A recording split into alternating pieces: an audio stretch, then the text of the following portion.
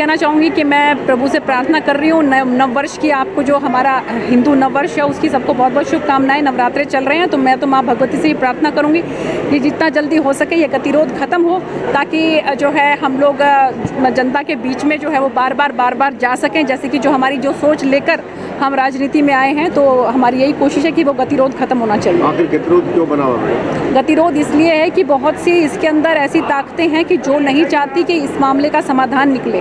लेकिन अगर सरकार की तरफ से तो देखिए बार इस बात का निमंत्रण दिया जाता है कि आप लोग आइए और अपनी बातचीत रखिए।